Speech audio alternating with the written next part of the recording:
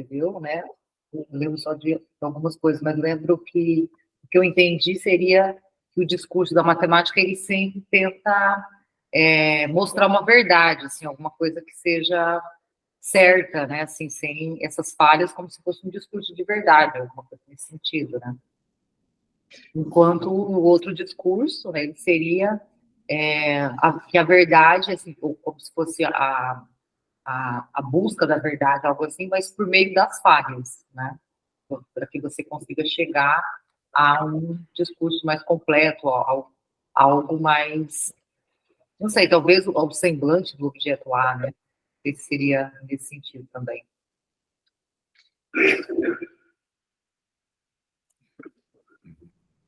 Mas na matemática, a falha aparece na aritmética, né? No teorema de Gödel, né? O da incompletude? Da incompletude. Porque lá o que se mostra é que essa falha jamais será fechada. Sempre haverá alguma coisa que você não sabe, não saberá demonstrar. Pode ser verdade, mas não sabe demonstrar. E não há garantia de que não haja contradição.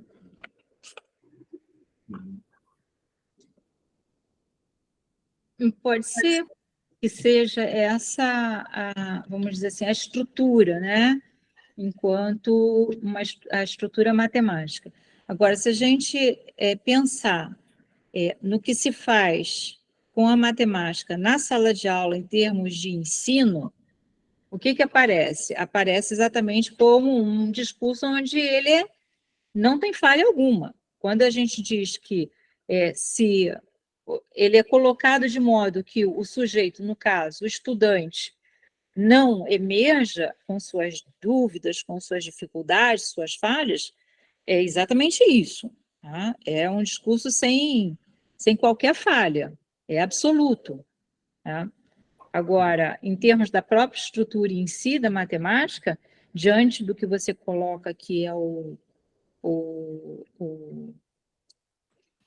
Teorema de Gödel. O teorema de Gödel, né, onde mostra que há uma impossibilidade de ela ser toda, tudo bem. Mas quando eu penso na sala de aula, não é assim que ela aparece, não é assim que ela é demandada do estudante. Tá? Então, o professor é um mentiroso. Como assim, professor? Porque ele vai apresentar uma coisa como não tendo falha e ele sabe que tem. Eu acho que é um pouco... Eu acho que estás a dar muita relevância ao conhecimento do professor de matemática. Eu acho que 99% dos professores de matemática não sabem o que é o teorema de Gödel. Bingo. O que eles estão... Está mal? Não, é que você está sem aparelho. Eu estou com o aparelho aqui, não Tá? funciona. Esse aqui não funciona, está entupido.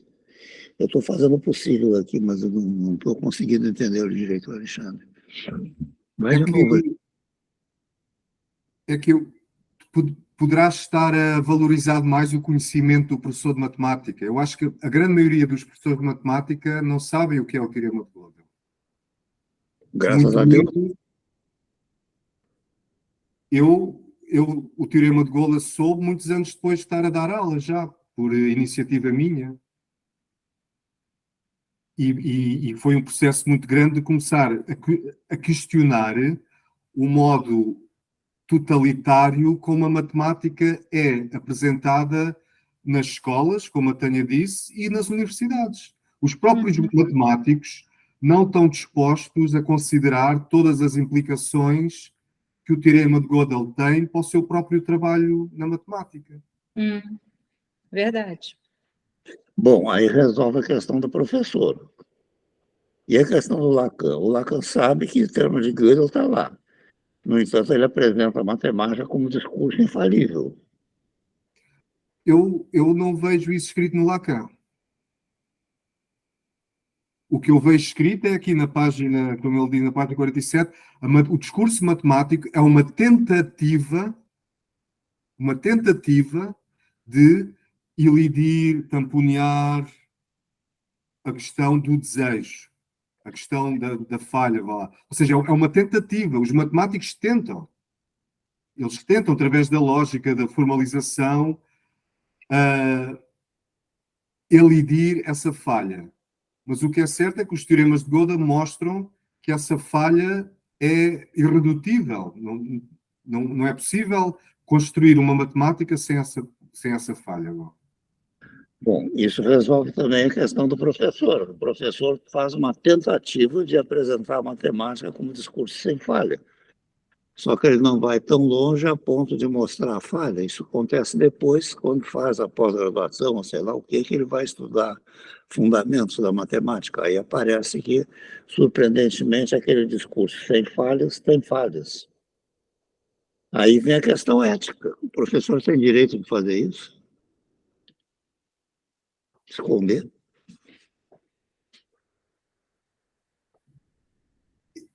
Eu acho que muito poucos professores se confrontam com essa questão em termos éticos. A questão é mais uma curiosidade, ou seja, os professores não tiram todas as consequências desse resultado, do resultado de Gödel, para o questionamento do que é matemática como discurso. E quando ela entra na formação de professores lá que ela está trabalhando, como é que ela faz?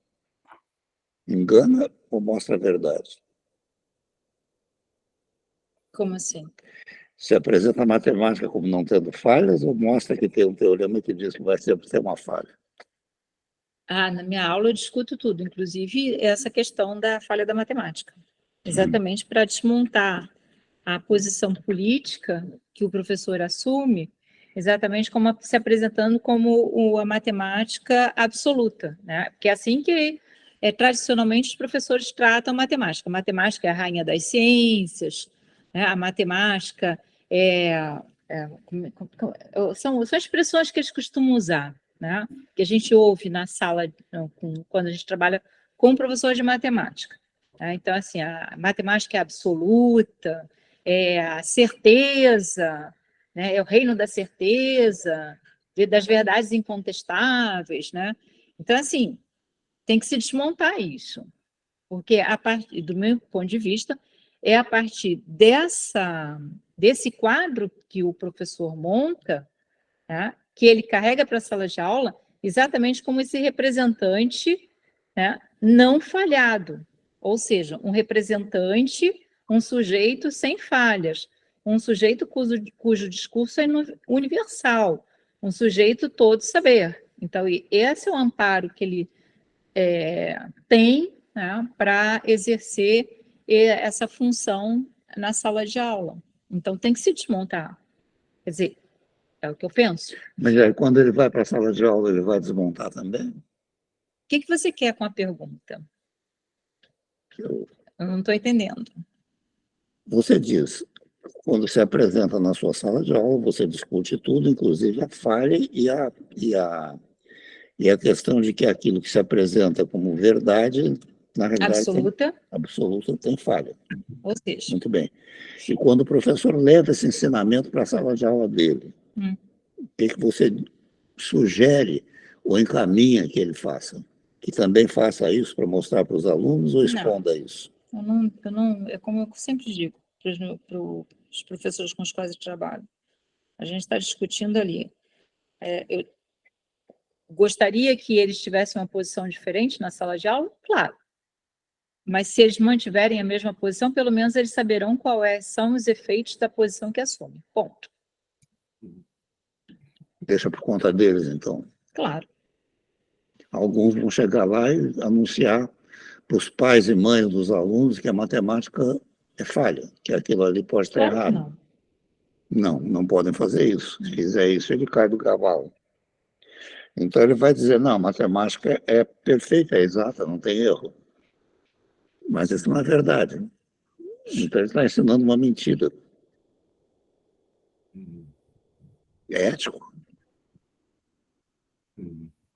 Bom, de todo o tempo que eu passei pela graduação, Eu fiquei sabendo disso em um livro, e eu me lembro que a gente, eu agora esqueci alguma coisa, e o Teorema de Gutenberg, uma coisa, me conta como se fosse uma ficção, né? Traz a história como se fosse uma ficção de um aluno que estava de férias, e aí é Tio Petros e a Conjectura de Gutenberg, de Gutenberg, um livro, um texto, não sei, um livro, enfim. Eu sei que circulou pelo curso, usava já quase no final do curso, e aí trazia, né, essa sequência, né, o teorema, e aí ele falava da incompletude. E eu me lembro que a gente questionou o professor, na época, o professor da área da Pura, e ele falou que aquilo era uma história de ficção, que é um livro. Não, mas é fictício, isso aqui é fictício. E aí ficou, falei assim, não, mas só que se a gente olhar aqui, professor, isso aqui é dessa forma, não vai, isso aqui nunca vai dar certo, né? Então, aí ele falou assim, não, isso aí é ficção. E aí o aluno, o outro menino, que lembra, ele falou, não, é fictício, é ficção, é fictício. E ficou nisso, ele não discutiu com a gente, não levou a história adiante, e ficou como se fosse um livro, né, um conto que foi montado, uma história, para poder falar do teorema. E aí eu falei, mas já resolveram isso? Isso aqui já foi, né? A gente ficou questionando. E eu me lembro que, assim, até hoje eu me lembro muito bem disso, que parece que ele ficou ali meio, sabe, na saia justa, e, deu uma gaguejada, e ele tinha aquele jeito muito calmo, sempre teve, né? Ele, até hoje eu estava no curso. E assim, a hora que eu encontrar ele, eu vou retomar a história. Então, professora, eu tive que ler novamente a história do Petro, né? E aí de discutir com ele, né? Agora eu acho que ele já mudou um pouco, né? Pelo menos tem Que mudado doideira! depois dessa pandemia. Mas assim, é uma coisa que eu percebo que é extremamente escondida. Não se fala nisso. Não se fala. Os professores que estão lá atualmente, pelos próprios alunos, né? Até porque alguns alunos, assim, eu acho que se eles forem discutir isso, assim, levar isso para discussão, eles vão conseguir desmontar muitas coisas, né, que os professores constroem e ficam sustentando, né, e que às vezes eles não têm argumentos, não têm condições de rebater e tal, porque fica sempre aquela hierarquia, né. E isso seria, assim, uma grande arma, né, para eles conseguirem dar uma mexida, sabe, assim, em alguns, né, em alguns egos, né, ali e tal. Mas é interessante, depois que eu estava lendo, eu me lembrei desse texto. Não tem mais ele aqui, depois não encontrei, mas ele deve estar por aí circulando, né? Deve ser fácil de encontrar na internet, com certeza. Que legal, muito legal. Extremamente legal. Deixa eu complicar, então, um pouquinho mais. Lá pelas tantas, mais adiante no livro, o Lacan coloca que o perverso, é característica do perverso tamponar a falha do outro, especialmente do grande outro. E, inclusive, uma das modalidades do perverso é o sádico, né? E o sádico, ou masoquista, um dos dois, é o que constrói a voz do outro como uma voz que ele obedeça como um cachorro obedece. Ele trata de conseguir uma voz para o outro, eu acho que é o masoquista, né? A qual ele possa obedecer como um cachorro. Mas, de qualquer maneira, o perverso, tanto na versão sádica quanto masoquista, é um sujeito que está empenhado em executar o mandato de Deus, de tamponar a falha do outro, de apresentar o outro como sem falha. Então, será que o professor é um perverso? De matemáticas? Pois é, se a gente conclui que a matemática é isso, que ele está tentando esconder a falha, e esconder a falha do grande outro é a perversão, então o professor de matemática ou é perverso ou está ensinando perversão. Pois é, e assim, tem um professor mais específico, assim, que ele é extremamente incomodado com a formação dos professores, ele fala sobre que há muitas, ele usa algumas palavras assim meio agressivas até, mas ele fala que o curso você engana os alunos, que os alunos não estão aprendendo corretamente, né? E com certeza, né, não deve também ter falado, né, sobre isso em nenhum momento das suas aulas. Pelo menos não tem notícia. Uhum. E ele sustenta muito esse discurso, né, de enganação, de que o curso é uma deformação do curso, por conta desses conceitos matemáticos que estão se perdendo, que as disciplinas estão, principalmente na parte pura e aplicada, ela tem uma carga horária ainda maior no curso de licenciatura, né, mas por conta das novas resoluções, também de 2019, ela tem modificado bastante, né, a estrutura da organização somente da grade curricular, tem que se relacionar com a BNCC, com a educação básica, e aí é uma crítica muito grande, né, em relação à perda dos conceitos, né, do rigor da matemática, enfim. Gente, olha, eu abri sem querer, juro por Deus, que é sem querer, tá? Página 94, seção 2, segundo parágrafo. O formalismo na matemática é a tentativa de submeter esse discurso a uma prova que poderíamos definir nestes termos: assegurar o que ele parece ser, isto é, funcionar sem o sujeito. Isso é mais parecido com o Lula ou com o Bolsonaro? Eu não sei. Eu estou querendo discutir aqui a questão que a gente está trazer para cá, né, o que a gente está discutindo, né? Que foi o que você falou no início, né? Foi exatamente, porque quando eu escrevi a minha tese, eu acho, eu fiz essa afirmação, que o professor de matemática, ele desenrolava um discurso onde o sujeito não tem lugar, né? Então, eu não tinha lido esse seminário, porque eu me ative muito ao seminário 11, tá? Mas isso eu concluí exatamente do seminário 11 também, por algum motivo, não me lembro por quê. Mas eu, sem querer, abri aqui a página, li isso aqui, e é interessante que esse capítulo, ele diz respeito por uma prática lógica na psicanálise, mas ele vai falando da matemática por aqui. E mais adiante você vai encontrar linguagem sem equívoco. É, exato. Matemática é uma linguagem sem equívoco. Mas aí eu não sei, eu não li, mas pelo que umas 2 linhas que eu li logo aqui abaixo, quer dizer, vamos lembrar que o Lacan disse o seguinte: a física, o discurso da física faz o físico, né? O discurso da física faz o físico. Eu acho que a gente pode estender, né, que o discurso da matemática faz o matemático. Tem 2 professores que andaram escrevendo sobre isso aí no Bolema, um tal de discurso com pontos de basta.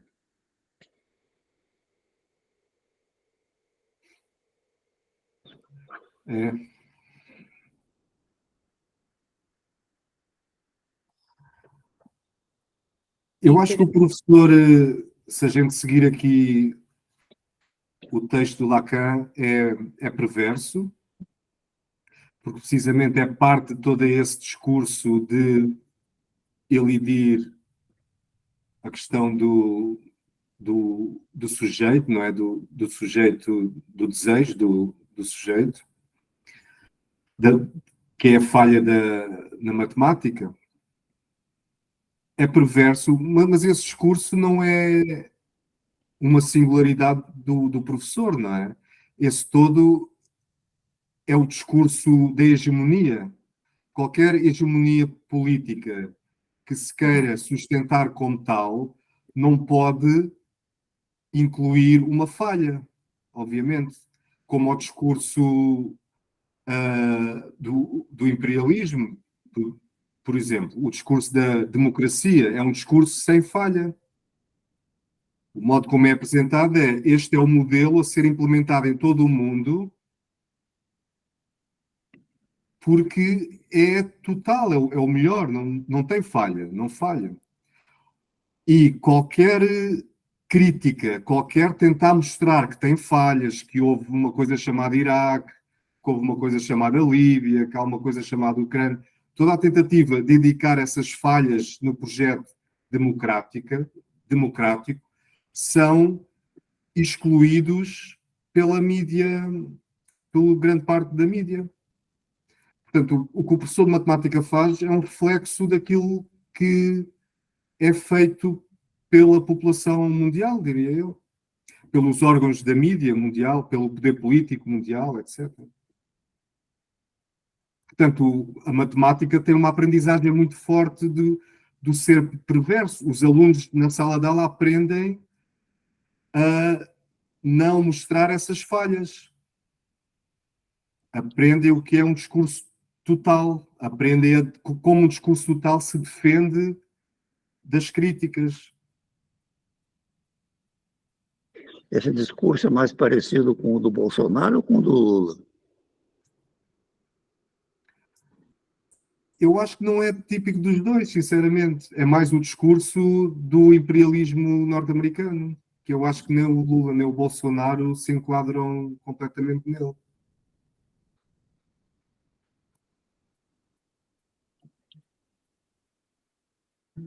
Tanto que os americanos têm tanta dificuldade em lidar com o Lula como têm dificuldade em lidar com o Bolsonaro. Mas tem uma coisa, quando a gente fala na matemática, a gente faz perguntas e o aluno tem que enfrentar a pergunta e pode descobrir que o que ele falou está errado, né? Mas isso é quando as pessoas fazem perguntas. Mas quando a gente faz pergunta para o Bolsonaro, ele não responde.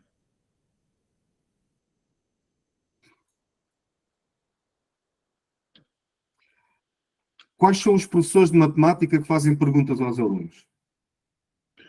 Bom, aí é poucos, né? Por que será? E não dão tempo do aluno responder, eles respondem antes, né? Antes, fazem perguntas retóricas em geral, né? Isso quer dizer, na verdade, o professor, ele, assim, a necessidade que ele tem de se ouvir, né, e ter um balizamento, né, enquanto não aparecem aqueles na sala que ele seleciona como sendo um igual a ele, né, e que pode, com esses poucos, 2, 3, dialogar, ele o faz por meio de perguntas que ele próprio coloca, se ouve e responde. Tá? Eu entendo que essa é a forma, que é uma contradição de um certo ponto de vista, né? Eu já explico qual é a contradição. O professor, ele se coloca como um sujeito de certeza. A gente sabe que quando a gente vai para a sala de aula, se a gente não se apresentar como esse sujeito suposto saber, a gente não tem o aluno com a gente. Essa é a verdade. Ele vai sair de sala, ele vai fazer qualquer coisa, menos ficar, né, para o trabalho na sala de aula. A gente precisa fazer essa primeira inserção na sala, né, de se mostrar como o sujeito suposto saber, para que ele diga assim, eu estou diante de alguém, né, que vai me encaminhar. Aí a gente que tem uma outra prática de sala de aula, uma outra prática política, a gente coloca o aluno, né, uma vez que ele foi fisgado, a gente viu que a turma foi fisgada, a gente coloca, então, essa turma agora a trabalhar. Tá? O que os surpreende, por outro lado, mas eles sabem que ali tem um representante da instituição, tá? Supostamente em quem eles devem acreditar. Esse acreditar nessa posição não é o professor que a faz, é a própria instituição escolar que a faz, não é? O professor podia ser qualquer outra pessoa, a partir do momento em que está em frente à sala de aula e se posiciona naquela posição, ele é automaticamente o sujeito suposto saber, independentemente de ser professor ou não. E quando o professor realmente não sabe, o aluno ajuda a esconder a falha dele, muitas vezes. Certo, perfeito. É institucional, né? É preciso que aquele sujeito esteja numa posição de sujeito suposto saber. Mais uma vez, eu dei espinafrei o artigo do Question Studies, né? Dois autores que tomaram nota das perguntas que os professores faziam, ou seja, tiraram as perguntas de contexto e foram examinar as perguntas que os professores faziam. E depois estavam querendo procurar um sentido dessas perguntas. Eu digo que isso é um exercício de apofenia, como pegar as caturritas e querer descobrir uma frase no canto das caturritas. Né? Pois se estava em contexto, tirou do contexto e agora quer inventar um significado para aquilo, isso é apofenia. O Alexandre sabe o que é caturrita? Caturrita? Ele não sabe, claro, é uma expressão nossa aqui. É um pássaro. É aquela prima do papagaio que fica... É igual ao papagaio, ela fala. Ela fala. Ela repete. Repete as coisas. É como o papagaio, só que é um papagaio pequenininho, é desse tamanico. Eles papagaio em geral maior. Andam em bando e eles, nas árvores à tarde, quando vão para o ninho, fica aquela cantoria. Parece que estão falando alguma coisa, a gente procura ouvir dali uma frase, mas não. Aqui o esgoto do meu banheiro, quando eu tomo banho, fica... Eu fico prestando atenção, será que está me dizendo alguma coisa?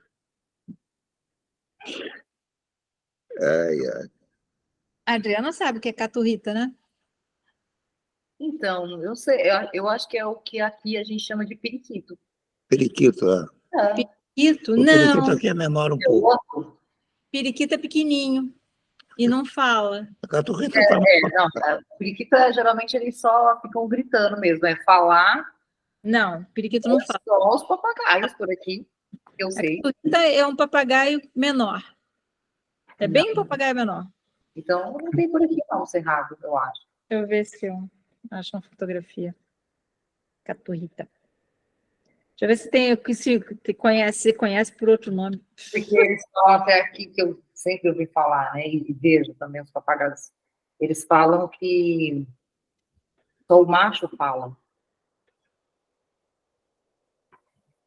Bom, a caturrita, ela é conhecida como periquito monge, mas é maior do que o periquito. E tem por aí? Caturrita? É? Aqui tem um condomínio, aqui em frente. Elas fazem ninhos enormes. Mas eu não sei se tem aqui na Europa. Eu nunca ouvi falar por aqui desse passarinho. Não sei, acho que ele não deve ser dessa região aqui. Aqui tem muito arara, né? Tem arara demais aqui. Arara. Aqui onde eu moro, que é o condomínio meio rural aqui, então aqui tem muito bicho, né? Então o tamanduá estava rodeando esses dias aqui em casa. É muito comum os bichos. Mas esse daí não. Não tenho, não conheço por aqui.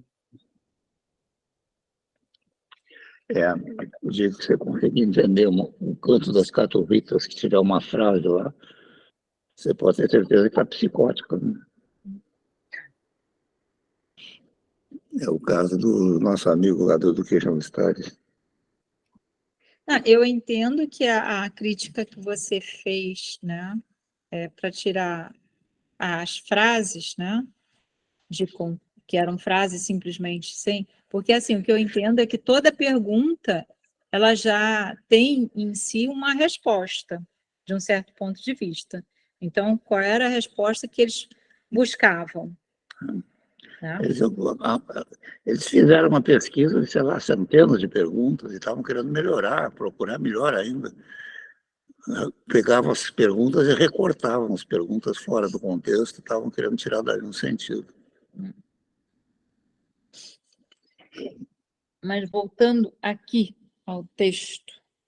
Pois é, o que fica? O perverso é aquele que tampona a falha do grande outro, ou seja, ele procura fechar a falha social. Está mais parecido com o Bolsonaro do que com o Lula, né?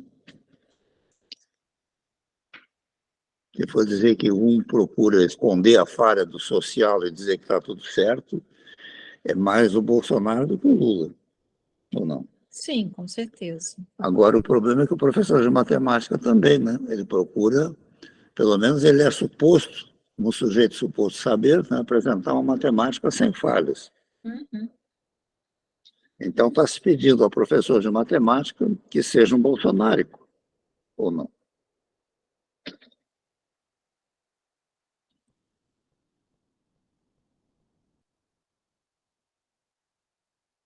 Sim, eu diria que sim. E ainda mais ele tem na mão um instrumento de poder, que é a reprovação, né? Uhum. Exato. Aí vem o seguinte, o que é um bom professor, né? Quando me agradecem pelo que eu fiz, eu fico meio desconfiado. O que será que eu fiz? Tem uns alunos que agora, como eu estou fora, né? Provavelmente não volto, se desmancham em agradecimento. 2 ou 3, dizem, que legal você, foi isso, foi aquilo. Me elogiam.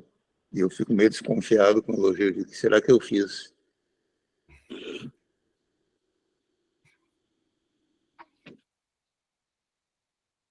Teve um que começou a escrever no carro também. Me encontrou quando estava o Lula estava sendo julgado aqui na 4ª região, eu fui lá com a Tânia com cartaz. Daqui a pouco apareceu um sujeito na minha frente se ajoelhando, Valdinho, tal de quem é que diabo? Era um ex-aluno lá de Rio Claro. Aí a memória foi voltando aos poucos, mas não na hora, foi muito chato. Mas depois eu lembrei. E ele contou, tinha feito agora doutorado com aquele professor foi orientador da Tânia, o Bilani. Doutorado não, fez mestrado ali, né? Com Foucault, contou o que faz e tal. E disse que ele lá onde ele está onde? Não é Mato Grosso também? É um Não, dos ele 2 Mato está Grosso. em Goiás, eu acho. E ele contou que também escreve no carro, escreve frases no carro. Né? Eu Como é o digo, nome dele? imagina. Esqueci. Não é o nome dele? Esqueci. Você esqueceu o nome dele também? É. Ele fez o doutorado com Villani? Esse... Não, ele fez o mestrado com o Vilani, não foi o doutorado, o Vilani não aceitou. Um doutorado ele fez com outra pessoa, não me lembro quem também. Acho que o Alexandre está com um problema ali. A minha câmera, não sei porquê, mudou de uma para outra. Eu vou sair e voltar a entrar, está bem? Tá bom. Deu tilt. Parece que ele usa uma webcam, né?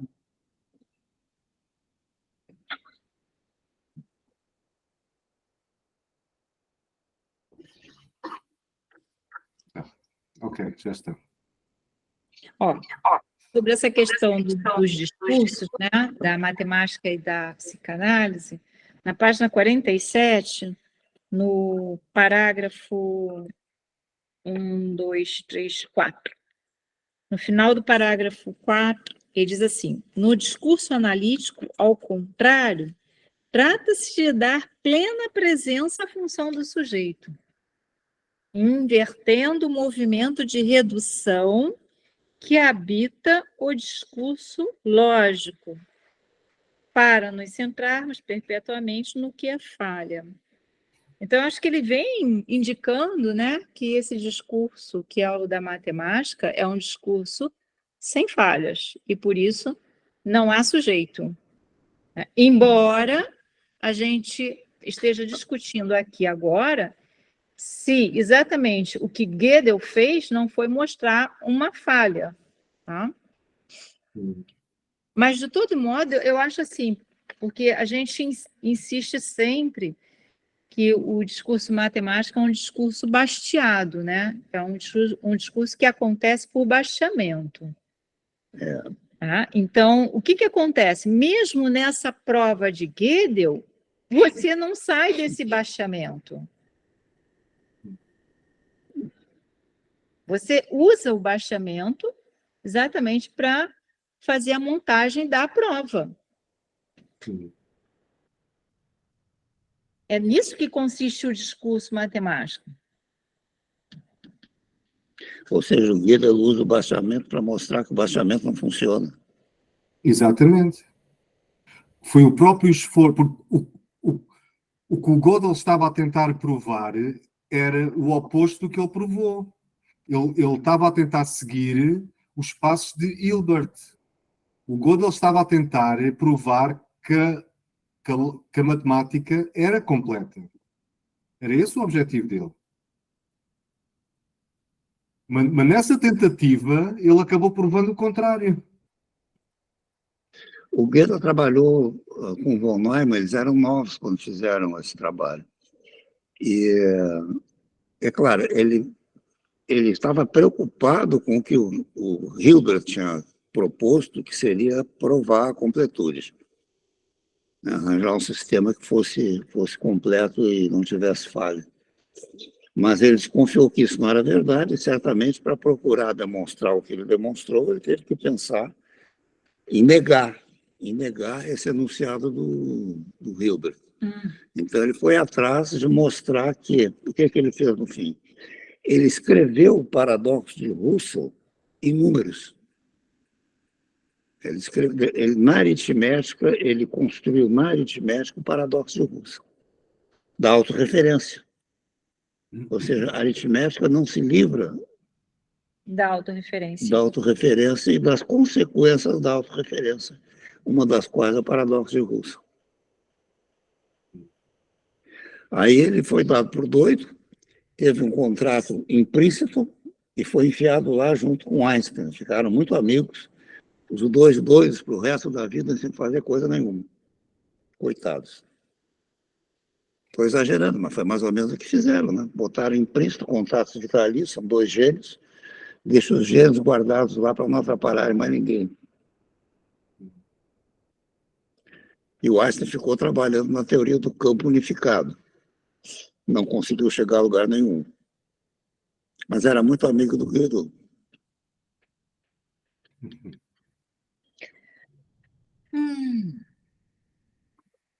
É assim que a comunidade matemática lida com a falha. Bem parceiro. Dá-lhes dinheiro para não chatearem ninguém. Dá o quê? Dinheiro para não ficar chateado. É. Então a gente não está, a gente não está chateando o suficiente, porque a gente não está ganhando dinheiro, né? Para ficar.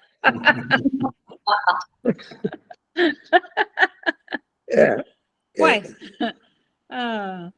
Porque o que a matemática é a comunidade matemática, né? Porque como é que você sabe se uma coisa está certa ou está errada? É a comunidade matemática que vai dizer o que em determinado momento se é aceito como verdade e o que está aceito como falha. Sem a comunidade não tem matemática, né? Mas aí é uma pergunta que eu faço, e não sei a resposta. Quer dizer, quando de fato, se reconhece que houve uma prova do Gödel com relação à inconsistência na aritmética, tá? Tudo bem, aceitou-se essa prova, obviamente, porque foi publicada, né? Mas, mesmo sabendo disso, prossegue-se, né, com todo um trabalho que é o que a gente conhece. Ou seja, é aceito, né, mas se prossegue com esse trabalho. Isso é um discurso típico da nossa sociedade, não é? Faz agora 20 anos da invasão do Iraque. Ficou provado que os motivos usados para justificar a guerra eram falsos. E, no entanto, continua a mesma política. Na Líbia, na Síria, agora na Ucrânia. Portanto, isso é um discurso muito generalizado, não é? Não só continua a mesma coisa, como dizer isso não tem eficácia nenhuma. Ainda mais isso. Ainda mais isso. E tudo isto é matemática, o que faz pensar. o que me faz pensar é o papel muito importante que as escolas têm na criação dessa mentalidade, não é? O Rui Costa Pimenta, na semana passada, eu acho que falou essa coisa do discurso da mentira do Iraque, né? Da mentira do Bush no Iraque. Mas é que chega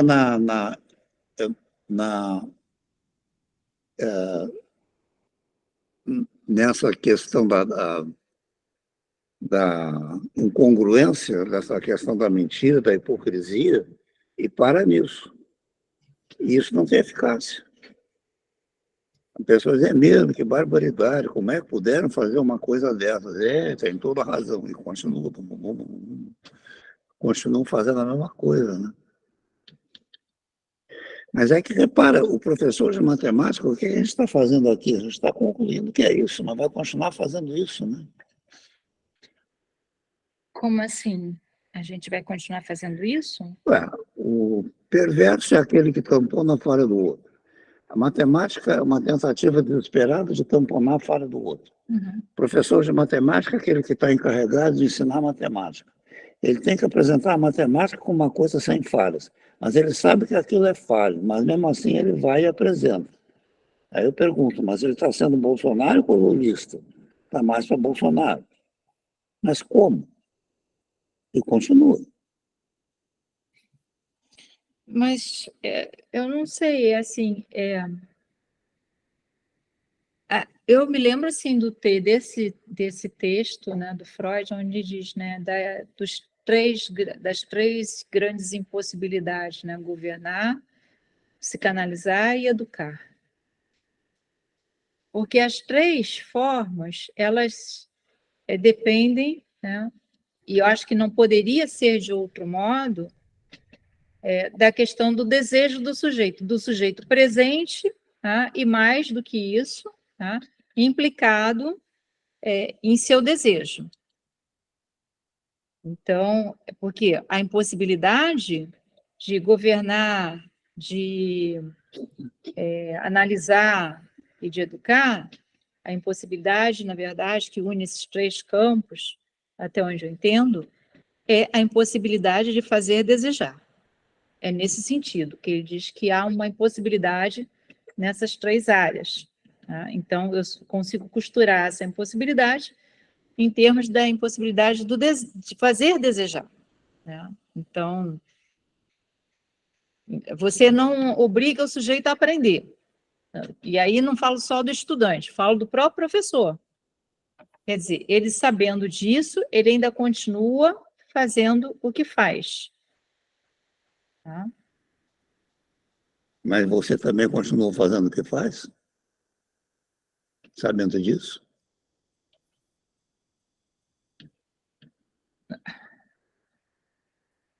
Eu não Eu acho entendi. que é uma questão que eu acho que quando um professor é confrontado com essa questão, e eu acredito que muito poucos o sejam, muito poucos tenham essa reflexão, vá lá, eles têm um problema. E vão ter que encontrar uma maneira de lidar com esse problema. Uma é fazer como os matemáticos. Ignorar que existem os teoremas de Gödel, né? E continuar o seu trabalho, a perspectiva bolsonárica, não é? O outro é começar a radicalmente mudar o modo como dão aulas. Foi um pouco aquilo que vocês fizeram há 40 anos, não é? Acho eu. Quando se aperceberam disso, não é? Quais são os dois modos, então? Primeiro, Bolsonaro. aceitar. O segundo, É começar a mudar a prática na sala de aula, de modo a ir ao encontro ao trabalho com essa falha, de modo a trabalhar a falha.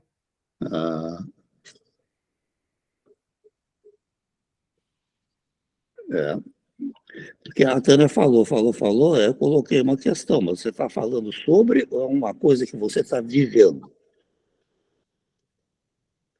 Aí o Alexandre diz, não, está vivendo, mas qual é a solução, então? Uma delas é aceitar e continuar fazendo e sendo muito. Preciso ganhar meu dinheiro e sai de baixo. E outra é dizer, bom, vamos tentar fazer alguma coisa aqui com esses alunos, para não fazer o que estão esperando. Porque o que é? Estão esperando que a gente faça isso, né? Está tudo arrumado para a gente botar a mão ali na luva, né? Enfiar a mão na luva e trabalhar ali, né? Pelo que o Alexandre está dizendo, assim, o que eu entendo é que esse reconhecimento dessa falha, ela implica numa mudança da prática do professor, né?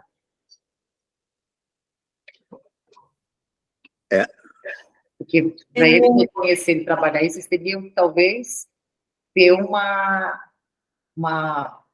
forma diferente de atuar em sala de aula, principalmente, né? Porque o modo dá a entender como eles atuam, né? Lembrando dos professores que eu tive, favorece essa negação, né?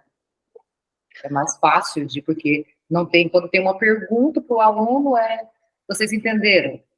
Né? É uma pergunta, algo assim que não dá, né, essa condição de questionamento, né?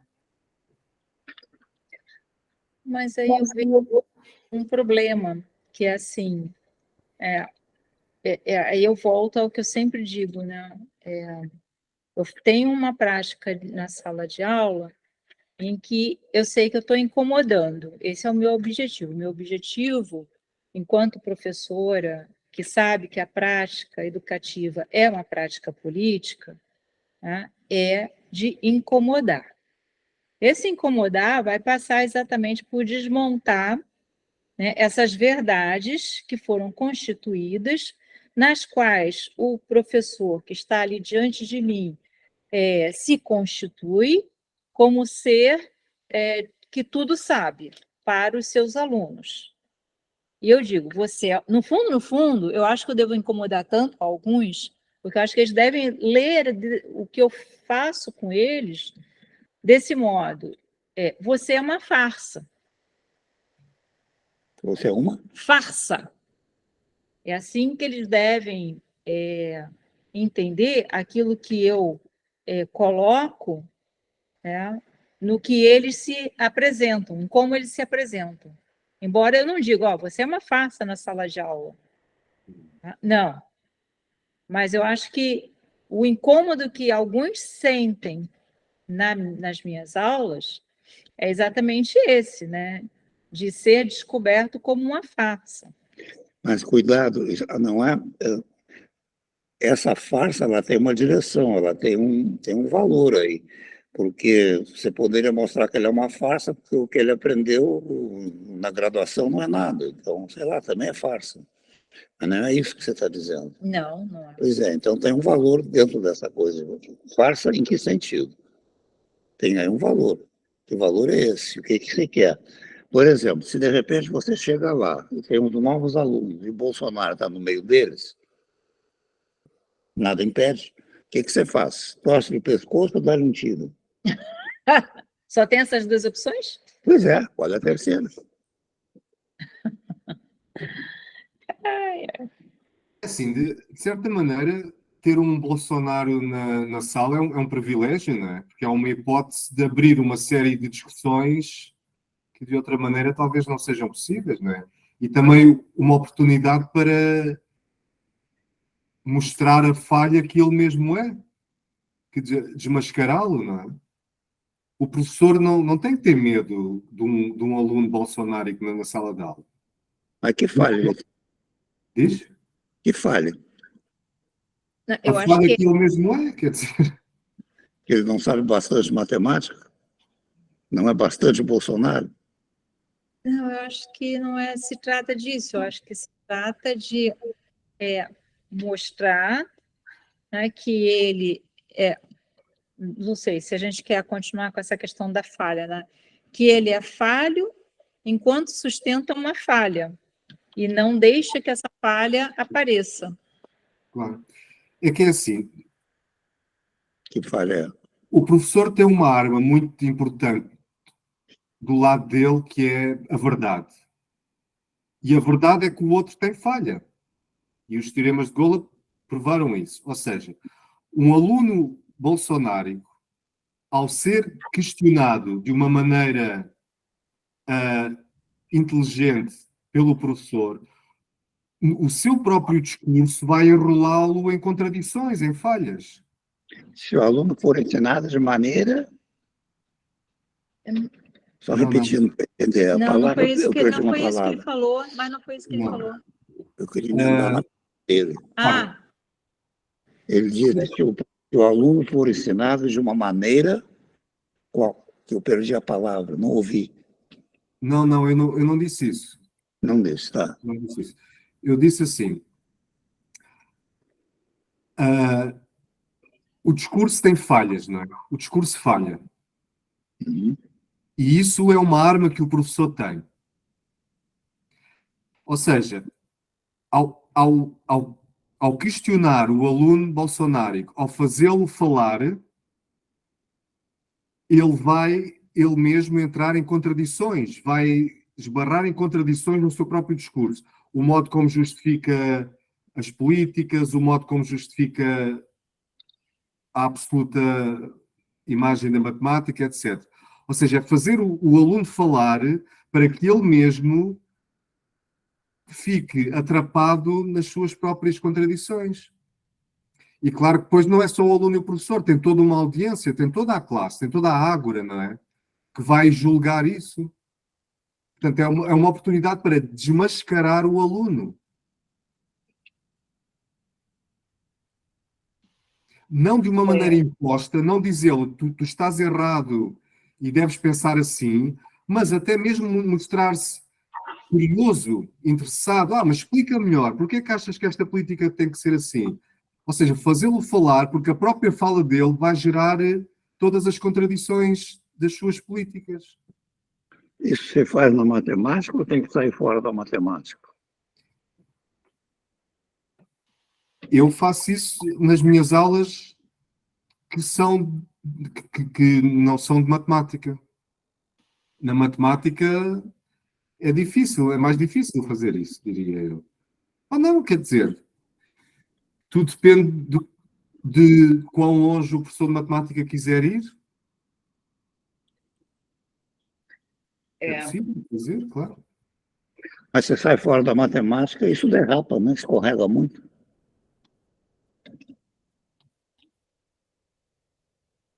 Fazer o quê? Aqui a gente tem, assim, quase todas as turmas que eu trabalho tem alunos que são extremos, assim, que são bem bolsonaristas, né? Ainda agora que já não tem mais a figura, né, do cara ainda como chefe de Estado, mas que eles ainda se identificam como bolsonaristas, né? Aí ontem na aula a gente estava discutindo, era uma disciplina que era sobre elaboração de projetos de ensino, né? Elaboração de projetos de pesquisa na área da educação matemática. Essa disciplina, ela, até para, como uma forma de, tipo, preparar os alunos para elaborarem seus projetos de TCC, e depois desenvolverem, geralmente depois dessa disciplina, eles acabam desenvolvendo esses projetos como os TCCs deles, na maior parte das vezes. E aí, a gente estava discutindo sobre os instrumentos de produção de dados, né? Os instrumentos de coleta, dicionário. E aí, eles dividiram o texto entre eles, e aí a menina que foi falar por último, ela falou sobre as fraudes que acontecem. E ela foi comentar sobre casos que já ficaram registrados de pessoas que produziram dados, né? Eles próprios produziram, e tem uns casos famosos, né?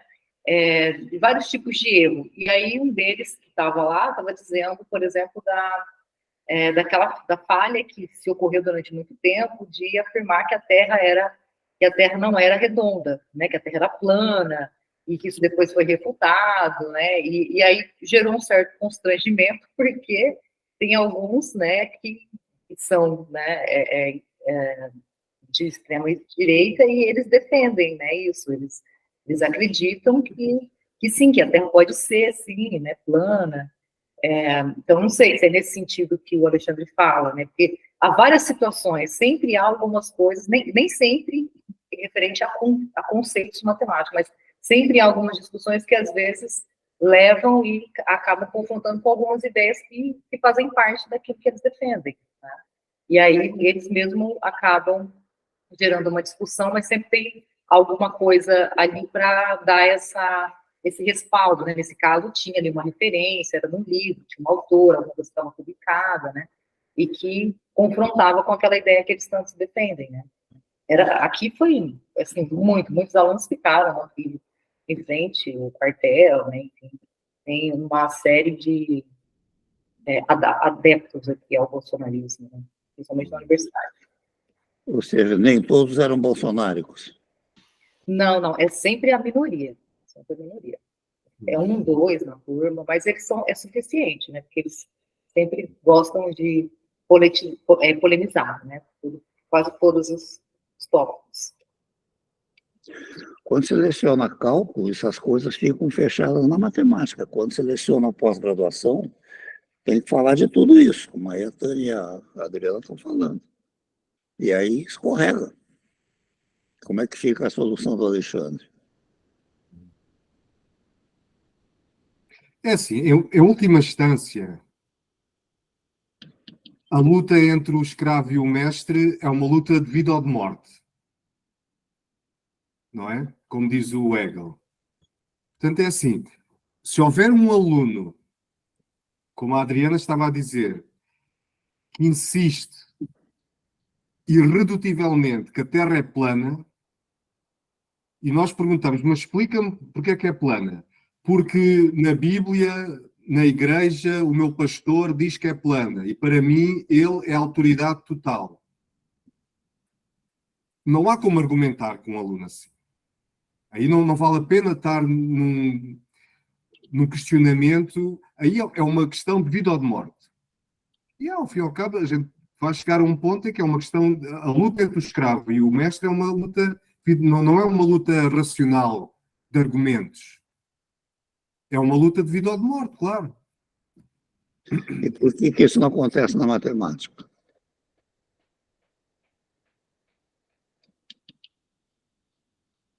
Mas isso não acontece na política também, não? Mas na matemática, não. Não, na matemática não. A gente tem uma forma de... Eu acho que, na verdade, é assim. Tem 2 fatores. Um é que a passagem de um ponto ao outro, ou seja, o baixamento na matemática, impede que o sujeito deslize. Esse é o primeiro ponto.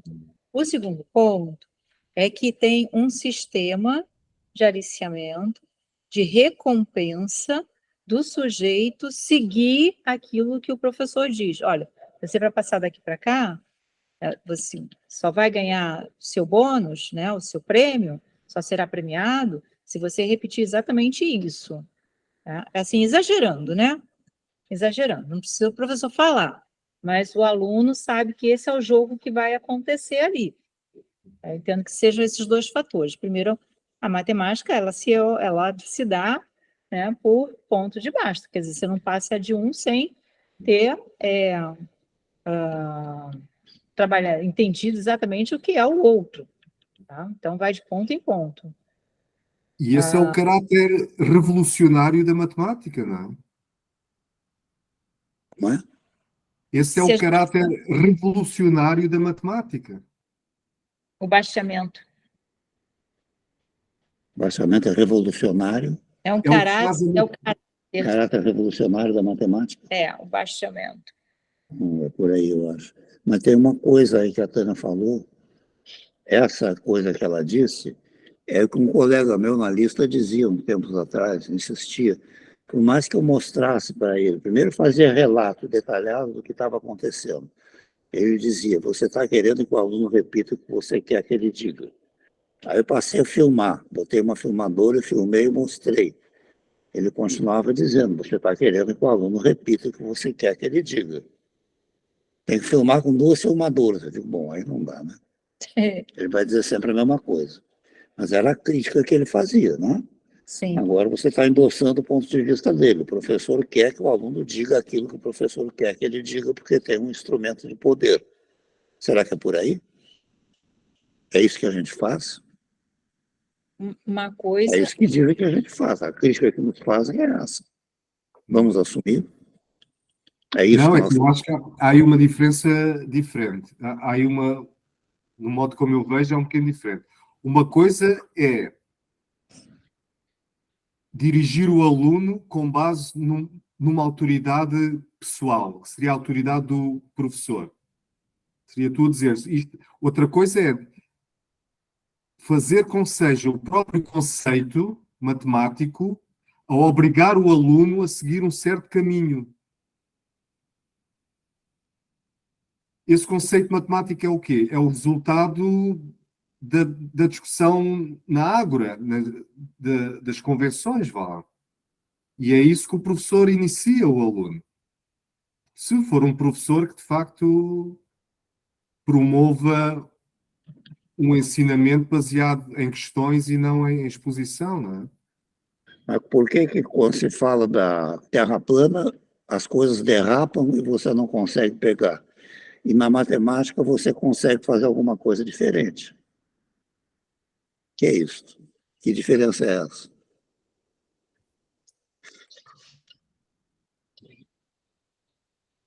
Essa é uma questão muito, muito, muito boa, muito importante.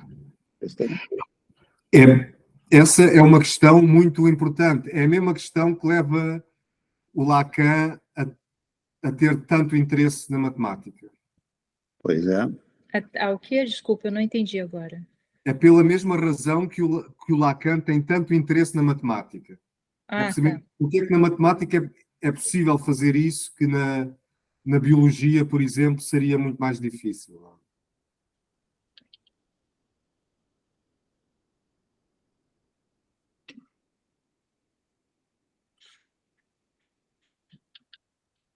Ou seja, na matemática a gente consegue segurar alguma coisa que não derrapa.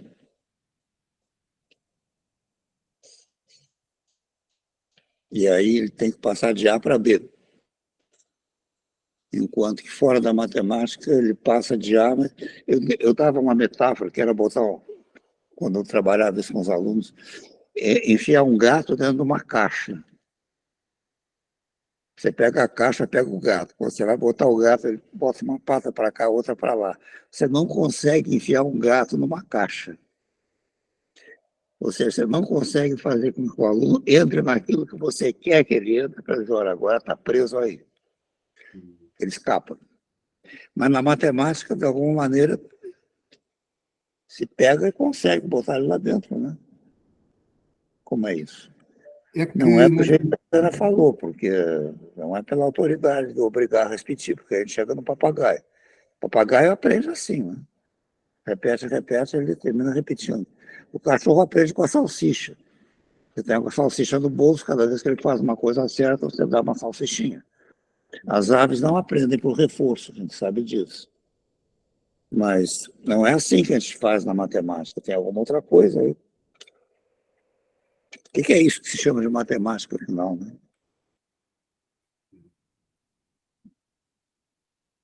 é um controle do significante, não é? É que o significante da matemática é muito bem definido. Não há esse deslizamento que existe na linguagem comum. É, O número negativo em matemática é uma coisa muito bem definida, não é? Muito bem acordada por todos os matemáticos, o que é. Há uma grande comunidade que concorda que o número negativo é aquilo. Enquanto na linguagem comum, o número negativo pode ser muita coisa, pode ser associado ao yin e yang, pode ser associado a estar frio. em algum lugar o Lacan fala que isso não é nem do sujeito biológico, nem da autoridade exterior. Eu acho que foi nos escritos que eu estava olhando ainda agora antes de vir para cá. Estava lendo os escritos do Lacan, em algum lugar ele fala isso. É algo que não vem nem do sujeito biológico, essa certeza da matemática, nem de uma autoridade externa.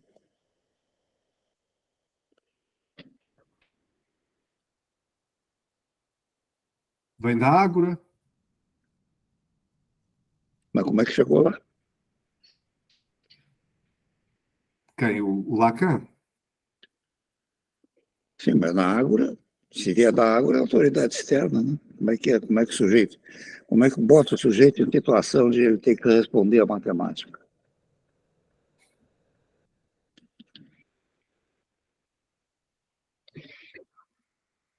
Não adianta apelar para a biologia e não adianta apelar para a autoridade.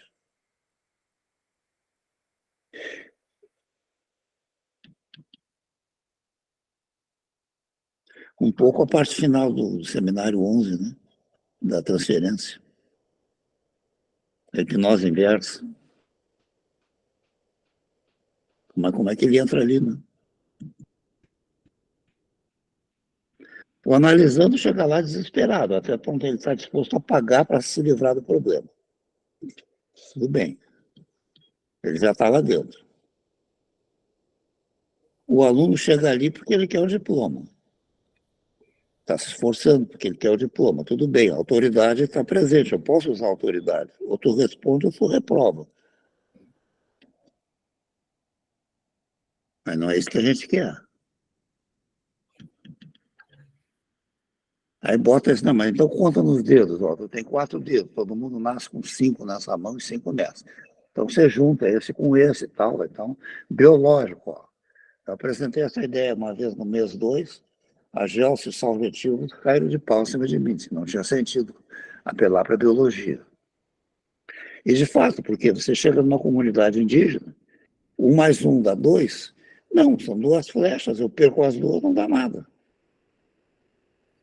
Para eles é verdade isso, 1 mais 1 não é 2. Uma jiboia e um pato é um só. Um pai e uma mãe são 3. Do que você está falando? Não, mas não é disso que eu estou falando. Mas então de quê?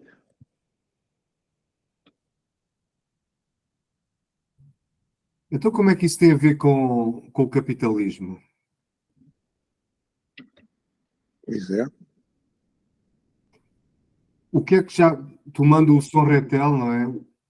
O que é que já é necessário no capitalismo de modo a que a matemática se institua como essa coisa tão certa, não é? Por que a matemática ficou sendo o aparelho escolar dominante no capitalismo? Porque a matemática é a maneira melhor de tamponar a falta. Maneira menor, a via mais direta para a perversão. Né? Por que a matemática ficou sendo o aparelho ideológico de Estado dominante? Você pergunta do Althusser. Althusser termina com a ideologia, aparelho ideológico do Estado, perguntando isso. A falta é mais-valia, não é? A falta é A mais-valia. Mais-valia. a falta é a mais-valia. A falta é a mais-valia. Exatamente, é que eu digo, o Rui Costa Pimenta conseguiu falar meia hora sobre o marxismo, explicando o que era o marxismo, sem pronunciar a palavra mais-valia. Isso para mim é uma façanha. O Marcelo não respondeu. Aliás, o Marcelo sabia do dia de hoje? Sim, claro. Ele teve a oportunidade de entrar? Sim, Está aberto aí para ele? sim. É. Ele deve estar ocupado com alguma coisa. Deve estar lá com a política. Ele está nos conflitos aqui, está acontecendo, que ele está envolvido, acompanhando. Essa pergunta, será que o Lacan responde? Por que o aparelho ideológico do Estado dominante é a escola? Ou será que ele responde por que a matemática é importante no aparelho ideológico do Estado? Eu acho que a impressão que eu tenho é que ele toma a matemática como conceito do bom senso. Matemática é uma coisa que todo mundo sabe, é um discurso que não tem falha. Matemática é matemática. Ele não entra no que a gente está entrando agora. Por que a gente consegue na psicanálise fazer uma coisa, na escola fazer outra, e o que a matemática tem a ver com isso? Hum.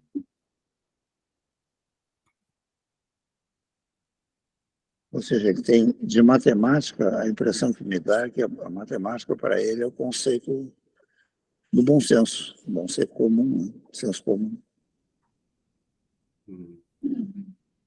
Eu acho que há várias instâncias onde ele mostra não ser essa a ideia que ele tem de matemática.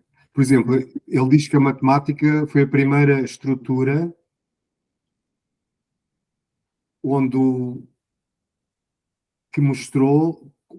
se mostrou que o simbólico tem elementos do real. Ele diz isto no seminário 17, algo assim. Não entendi. Diz que a matemática foi a primeira estrutura onde se mostrou que o simbólico tem elementos do real. Ou seja, O simbólico tem elementos do real. Elementos do um real. elemento do real.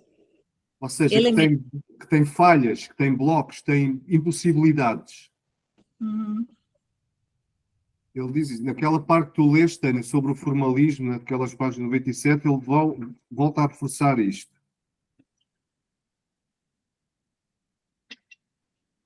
Ou seja, eu acho que ele tem uma abordagem muito paradoxal com a matemática. Ao mesmo tempo, a matemática é a estrutura que mais tenta essa totalização, mas ao tentá-la, mostra essa mesma impossibilidade. Ao tentar, mostra a mesma impossibilidade. Eu acho que isso resume, né? Uhum. A matemática é um esforço desesperado de tamponar a falta do outro. Mas será que é a única coisa que tem um esforço desesperado de tamponar a falta do outro? Isso caracteriza a matemática? Nada mais? Só a matemática? Não é só a matemática, como nós temos estado aqui a discutir, né? Pois Mas é. a matemática é onde isso aparece de maneira mais destilada, vá lá. É uma questão de quantidade, então, mais ou menos?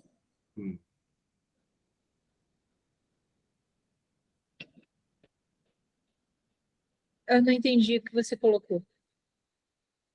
Entendeu o que o Alexandre colocou? Você.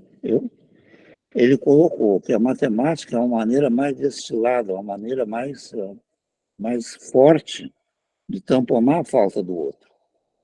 Eu digo, então, é uma questão de mais ou de menos, porque tem outras coisas que também tentam tamponar a falha do outro, mas são menos que a matemática. Então, a matemática se caracteriza por uma questão de quantidade. Além de um certo limite, é a matemática. A quem não é, o limite é esse. Entendeu agora? Entendi. Mas não, eu acho que não se trata de quantificação. Pois é, não é, certamente não é quantificação.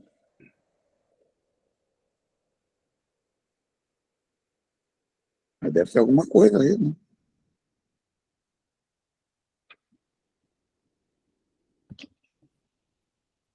Como é que é a definição que vocês dão de matemática? Quê? Definição Como é que de matemática. E qual é? aquela que vocês exploram no artigo da Bolema? Matemática é a comunidade. Matemática é a comunidade matemática, essa aí que está no Bolema. Matemática é uma comunidade de discurso. Community of Discourse. É uma comunidade de discurso que tem um estatuto.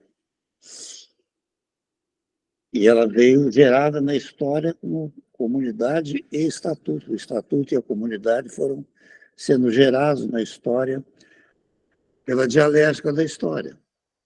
Essa é a ideia que a gente apresenta, certo ou errado, mas é a ideia que está lá. Mas o que é específico da matemática? Comunidades de discurso há muitas, não é? Não é só específico da matemática. O que é que faz Não, com que a matemática seja diferente das outras comunidades de discurso? Não, mas esta comunidade de discurso, a gente mostra a gênese dela na Grécia Antiga. E ela vem se desenvolvendo a partir da Grécia Antiga como uma comunidade de discurso, acompanhada na história. Então, esta que a gente tem hoje é aquela que foi gerada lá, na origem. Então, não é uma ou outra, é esta. Ela se dividiu ao longo do período em comunidades científicas, mas ela se originou no bastiamento necessário para manter a sociedade grega unida. Houve uma necessidade histórica de uma singularidade, que está ligada com a cunhagem da moeda e com o número, que a gente caracteriza lá na origem. Esse embrião foi desenvolvido. Isso pode estar errado e pode ser criticado, mas tem que partir da ideia original. A ideia original é que é uma comunidade que se desenvolveu e se desdobrou. Lá pelas tantas, ela virou física, e virou química, e virou outras coisas. E uma parte ficou sendo a que se chama matemática, onde tem um capítulo que é fundamentos, que é a teoria de Gödel, tem um capítulo que é o intuicionismo, tem um capítulo que é a teoria dos conjuntos, tem um capítulo que é o Zermelo-Fraenkel com a teoria dos conjuntos, tem outras teorias dos conjuntos, tem vários ramos da matemática, porque ali cabe todo mundo, né? É como a cafetina do bordel, toda que se apresenta dá-se um jeito de dar um nome para ela e entrar. Ela entra e vai trabalhar. Então ninguém briga ninguém briga lá dentro cada um tem o seu quarto. Depois o vigário é que vai lá e acha que todas são fredas, né? Aí é. Ela se originou ali.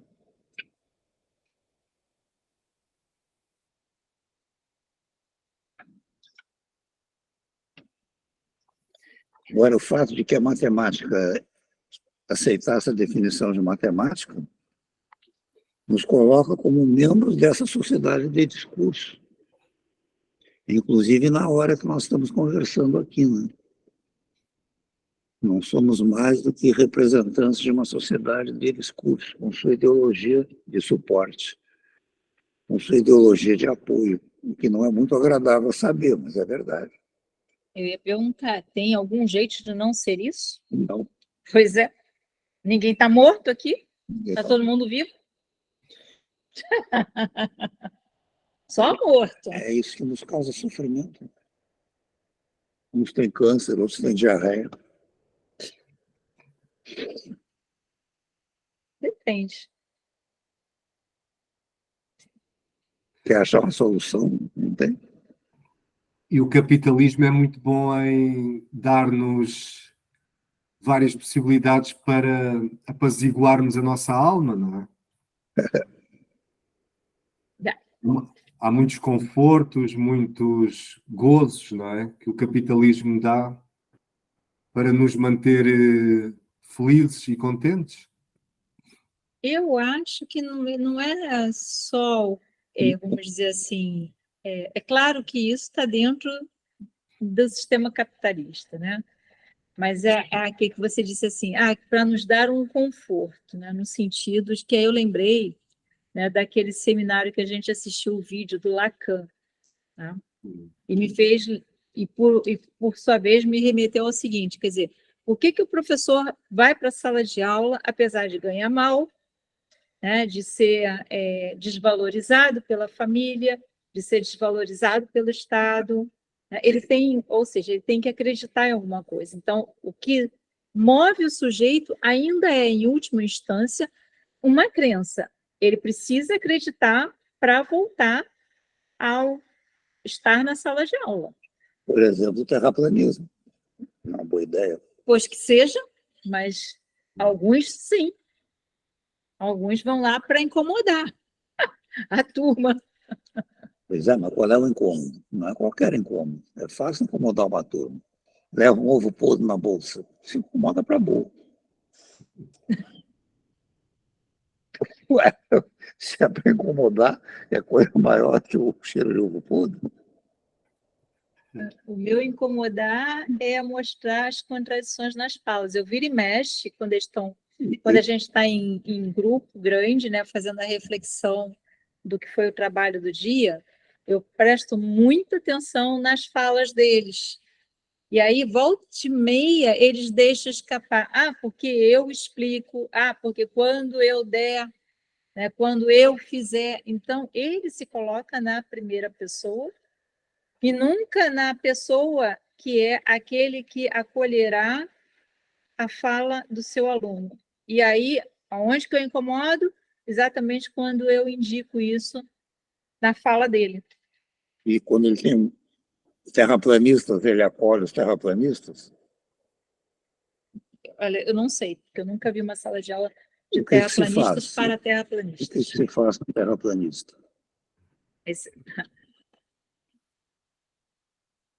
A Adriana está lidando com eles. A Adriana está. Ainda não tive esse prazer de estar com terraplanista.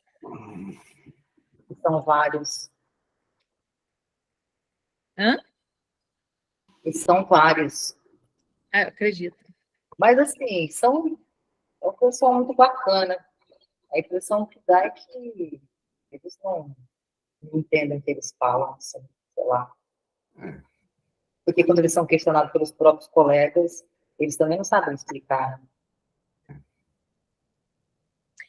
Eu tenho escrito nas listas, mais de uma vez já, que essa ideia do terraplanismo ela é necessária para você se livrar da contradição de que o capitalismo chegou no teto porque bateu na finitude do planeta. O planeta é redondo e é finito. Então você não tem como expandir o capitalismo além do que ele fez hoje, que é a globalização.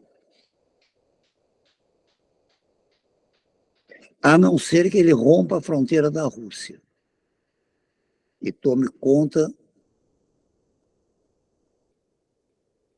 dos postos de petróleo da Rússia e do Cazaquistão, ou Uzbequistão, lá que é o confronto. Tem 5 mil quilômetros de fronteira com a Rússia. Ou seja, o capitalismo ocidental, o imperialismo, ele está contido pela finitude do planeta. Então, a ideologia que liberta você dessa condição extrema é de que a Terra é plana e que vai continuar essa expansão. É por isso que eles pensam no terraplanismo. É daí que vem a ideologia necessária do terraplanismo.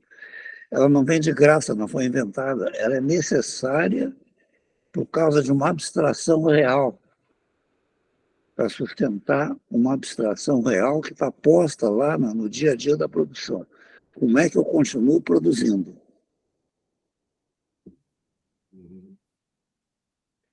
Agora estão assustadíssimos com a fase da implosão. Né? Os bancos estão implodindo. 2 já quebraram. Hoje levantaram 0,25% da taxa de juros dos Estados Unidos. A pressão sobre os bancos pequenos vai continuar. O terraplanismo é a salvação.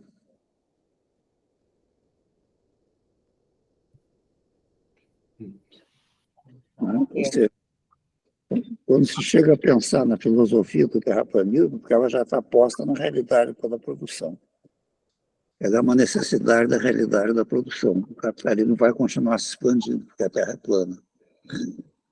Agora, dizer isso para um terraplanista, dizer a tua história já estava contada antes de você falar, eu sei por que você faz isso. Não adianta você se esconder. Eu estou te mostrando qual é a tua. Isso tem efeito?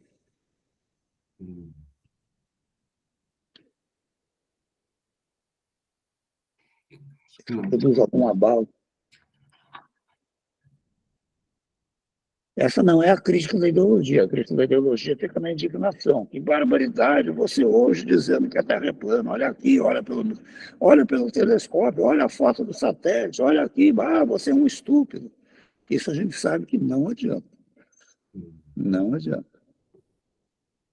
Será que dizer para ele, você está sendo terraplanista, eu sei por quê, porque você está defendendo o capitalismo.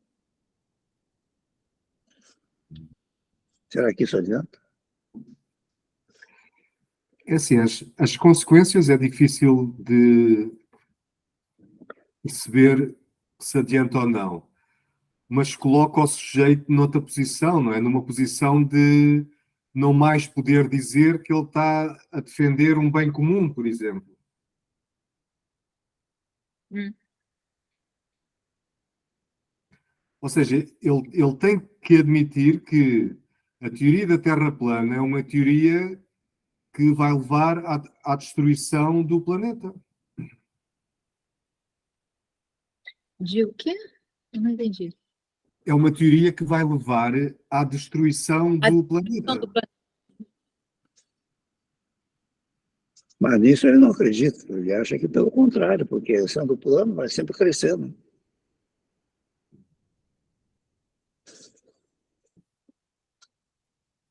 Mas não há nada que cresça sempre. O que é que cresce sempre? Mas ele acha que sim, porque a Terra sendo plano, não tem problema, sempre vai ter um mercado novo a ser conquistado, qual é? Não se preocupe. Para isso que tem a crença. Se ele duvidar da crença, deixa de ser crente. Se ele é crente, exatamente porque ele não vai duvidar do que ele está dizendo. Não é por meio de A mais B igual a C que a gente vai mostrar para ele que a crença dele está furada. Mas nesse sentido da crença do sujeito, né, que eu acho que é uma questão é que eu entendo assim, quando eu leio o texto do Lacan, né, que ele diz que o sujeito está implicado em seu desejo pelo seu desejo no seu desejo, né, a crença ela vem nessa implicação, ela vem, quer dizer, a manifestação de algum modo dessa relação do sujeito com o seu desejo. Então, se você não há uma impossibilidade do sujeito explicitar esse desejo, né, eu acho que dificilmente se fará uma mudança na crença dessa pessoa. O problema é que ele não tem clareza do desejo dele, né? Ele Mas, confunde o desejo com a crença. pois é, mas aí que eu digo, né, eu reforço então o que o Freud diz: é impossível fazer desejar. Quer dizer, há uma impossibilidade de levar o sujeito a desejar. Então, é por isso que a dificuldade de se trabalhar nessas, né, com esses setores, né, a economia, a psicanálise e a educação. Então fazemos nada, porque é impossível. Não, é precisamente por ser impossível que temos que fazer alguma coisa, não é? E qual coisa? Se fosse possível, já estava tudo feito, não é? Também. Se ele é terraplanista, o desejo e a crença coincidem, porque ele acha que aquilo ali é o certo. Não conseguimos abalá-lo com a física, de mostrar a fotografia da Terra, porque ele vai sempre dizer que é uma autoridade, que aquilo ali é errado. Vai sempre dar um jeito de pular. Nenhum gremista vai torcer pelo Internacional ou vice-versa, não tem jeito. É questão de time de futebol, é visceral, então não é por aí. Muito bem, mostrar para ele, olha, eu sei por que você está dizendo isso, porque você está defendendo o capitalismo. Pergunto, será que isso aí é eficaz? Já foi tentado? Não sei se foi tentado. Ou dando um passo adiante. Você está dizendo isso porque esse é o que o capital quer que você diga. O capital quer que você acredite que ele continua podendo ser expandido. O seu Deus que você vai rezar na igreja evangélica é, na realidade, o capital. Você está rezando para o capital. O seu Deus é o capital. Você é adorador do capital. É por isso que você está acreditando e querendo que a Terra seja plana. Pergunto, isso é eficaz politicamente? Não sei se já foi tentado, mas é o que o Hegel disse que tem que ser feito. Não precisa nem Lacan.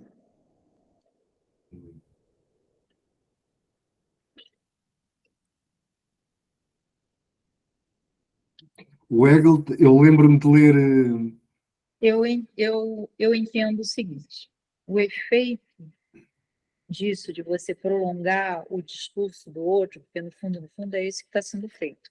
A gente, quando intervém nas falas dos alunos, né, do modo como a gente intervém, a gente diz assim, aí eu pego lá, ouço meu aluno, ele fala da questão de ele que vai fazer na sala de aula. Eu digo, bom, isso é o que o tradicional faz. Então, você está agindo como um professor do ensino tradicional. Tá? Então, eu estou estendendo essa fala dele, mostrando que isso que ele está dizendo é aquilo que ele, em princípio, para se inserir naquele grupo, nega, né? Mas que, na verdade, ele o faz. Bom, essa extensão do discurso pode não surtir o menor efeito para ele. Entretanto, eu estou num grupo, eu estou num coletivo, na ágora, vamos dizer assim.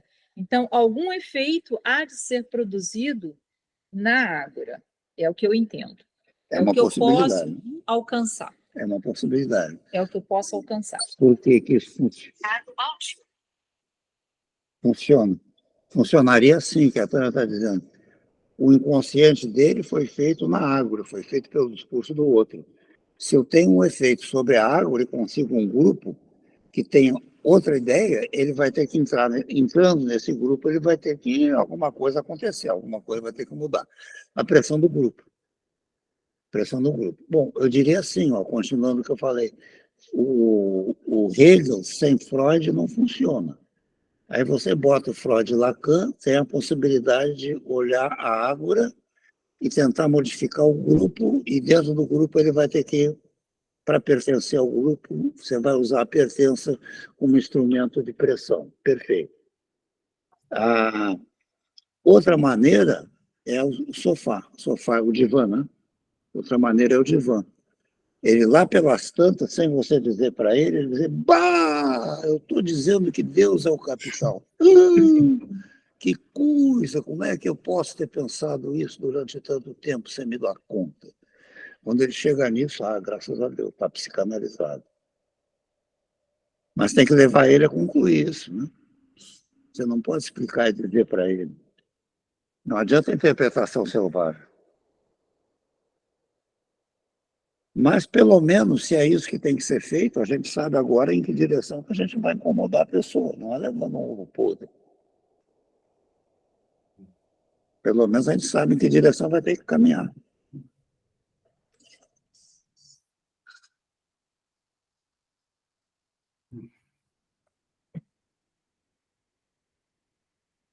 Qual é a nossa grande dificuldade? Eu não sei que tempo falta aí para a gente terminar. São 17h47. Ele já está chegando no fim. Mas a coisa é a seguinte, qual é a nossa dificuldade? Que eu acho que é a nossa dificuldade. Somos todos proprietários de forças de trabalho qualificadas. Nós somos membros da comunidade matemática enquanto proprietários de forças de trabalho qualificadas. É daí que vem o nosso inconsciente, a formação do nosso inconsciente está aí. E daí que vem a nossa cegueira, o que a gente não enxerga.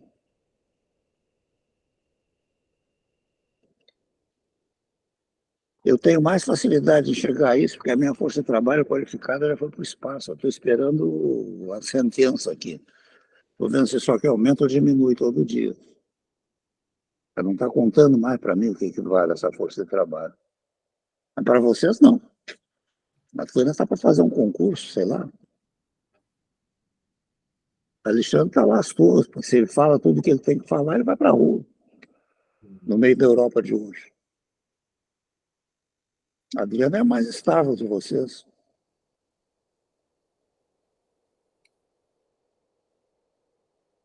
Talvez seja mais segura.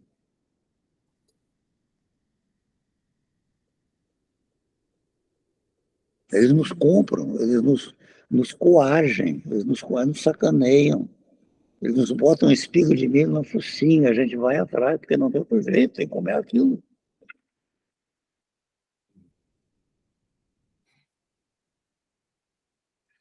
Aí a gente lê aquele capítulo final do José, em que ele fala da psicanálise, né? Ama teu sintoma como a ti mesmo. É o próprio Lacan. Nota que atrás da fantasia você só tem a parede. Você quer atravessar a fantasia, você bate de cara na parede, não tem nada. É uma projeção de imagem numa tela. São os dois elementos que caracterizam o final da análise, segundo o José.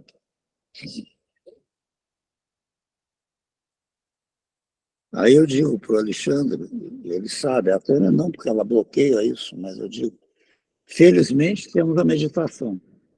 Sabemos o que é um estado de suspensão do significante. Que as imagens aparecem de que maneira? Uma imagem depois da outra. Por que uma segue a outra e não ao contrário? Mistério, mas pelo menos sabemos o que acontece sem o significante. Eu fiz um comentário a essa tua observação sobre a... Tu, quando dizes imagens, o que é que tu queres dizer com imagem?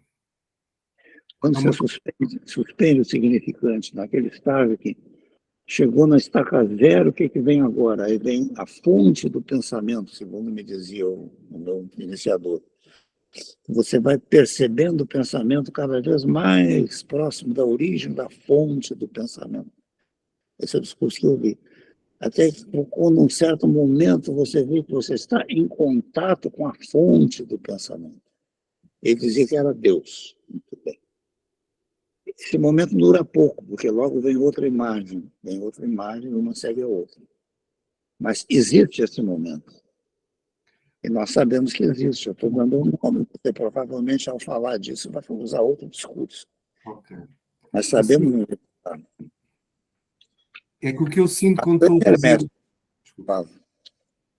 É que o que eu sinto quando estou a fazer meditação não é tanto uma sucessão de imagens, mas é mais tudo o que é separado, tudo o que o entendimento separa, com a meditação vai se tornando uno.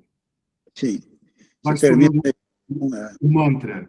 O mantra fica tudo. O estado final, você vê que tudo estava certo. Tudo aquilo que você pensava que estava separado, na realidade está unido. Mas antes disso, dentro da meditação, no profundo da meditação, o que você tem quando o significante apaga? O mantra vai chamando o mantra, você vai tendo um ruído, vai ficando aquela frequência que é a frequência fundamental de cada um de nós.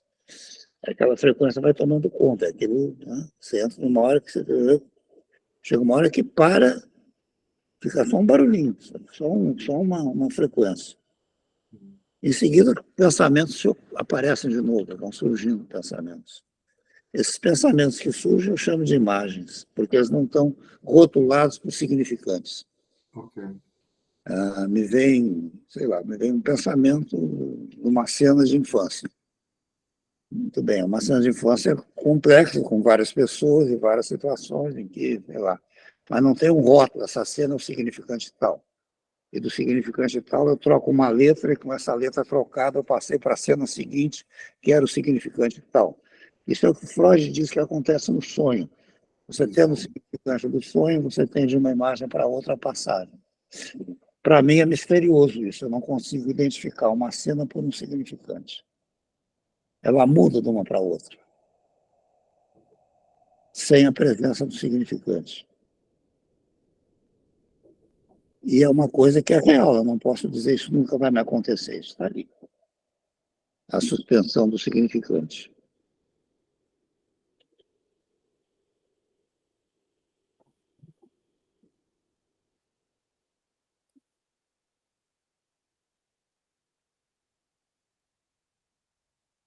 Respirando, você fica tonto, você se levantar, vai ter que cuidar para não cair.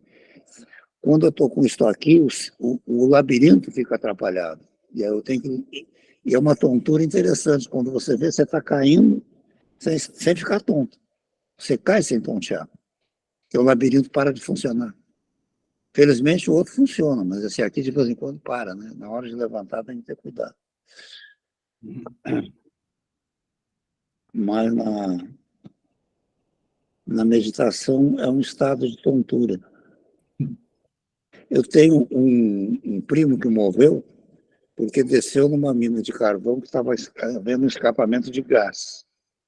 E ele provavelmente desceu para vencer a tontura, tanto que não se amarrou na banqueta. Desceu desamarrado. Obviamente ficou tonto, caiu e morreu. Porque quando trouxeram a banqueta para cima, ele não estava mais. 1933, grande tragédia. Minha família cresceu com essa tragédia. Eu cresci no meio da minha família, onde essa tragédia estava muito presente. Ele tentou vencer a tontura não se amarrando na banqueta. Não tem como.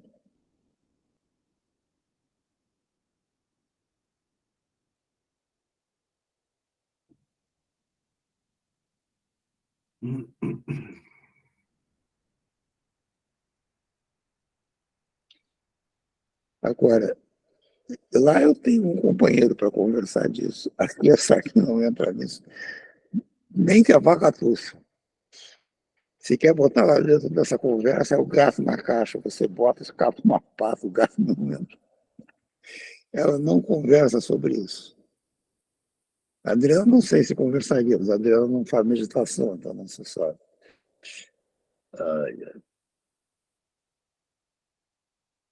Agora, eu acho que nessas 2 horas de hoje, a gente tem gravado um tesouro. Na minha avaliação, nós gravamos um tesouro. Eu não tenho mais nada a dizer. Se eu morrer essa noite, eu morro sem angústia. Eu morro tranquilo. Já disse tudo que eu tinha que dizer, está gravado e registrado. Não preciso dizer mais nada. Bem, ainda falta o grafo, não é? Eu grafo. Eu também grafo.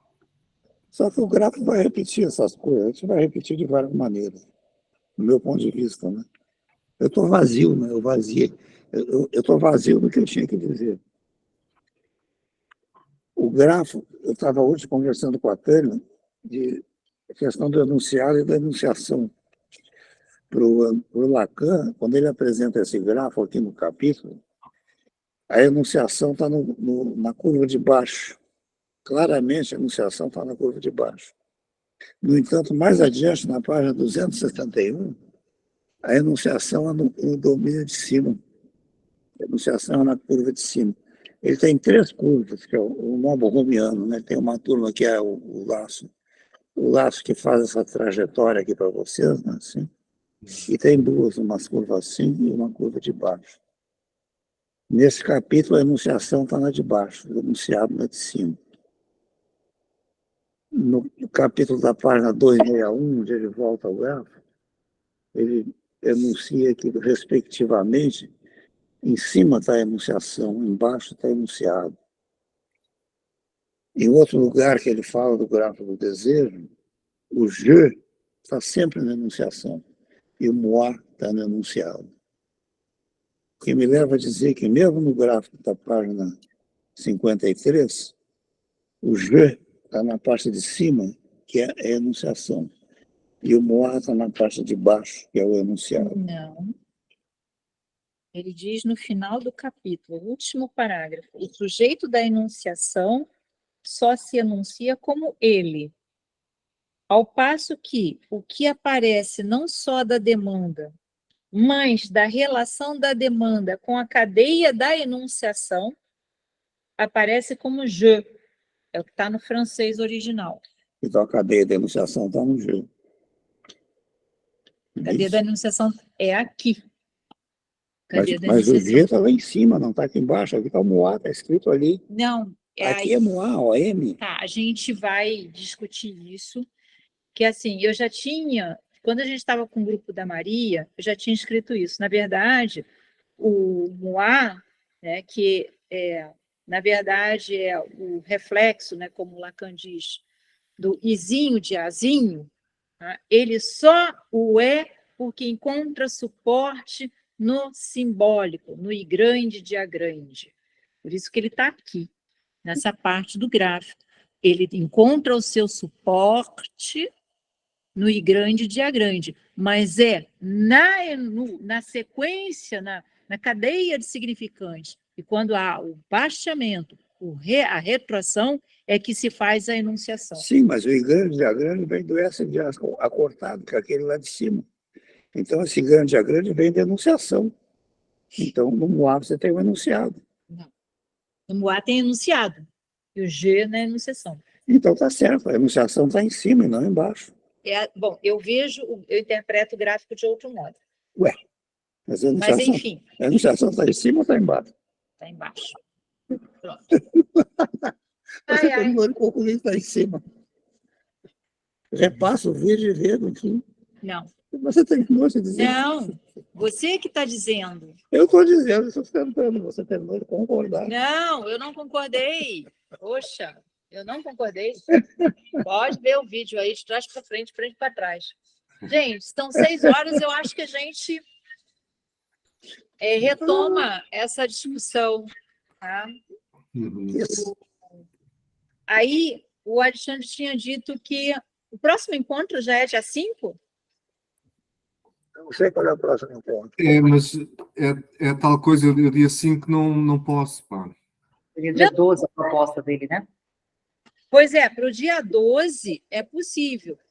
Para a semana do 26 é que eu não posso, porque eu estou cheia de banca. Mas dia 12 o Alexandre não pode. Não, Alexandre propôs dia 12, não foi, Alexandre? Sim, No lugar do dia 5, não é isso? exato. Então, tudo bem. Então, vamos fazer 12. E depois logo vemos o próximo. Aí a gente vê o próximo. Ok. Tá? Tá bom. Saudade da caipirinha. Depois, professor, só disponibiliza a gravação, tá? Eu tenho arquivado alguns aqui, mas... Beleza. Tomei uma caipirinha semana passada, só que estourou para lá, nossa. Tá bom, então, gente. Pra... Boa semana até dia 12. Tá bom, obrigado. Até mais, tchau. Tchau. Eu não posso fazer isso, espera aí. Ai. Ainda não é possível encerrar. Tá, que eu tenho que fazer aqui. Olha o cachorro solto ali, ó. O cachorro tá solto ali. Vamos ver se dá uma comida para ele aqui, quem sabe. Ele dá salsicha. Parar a gravação.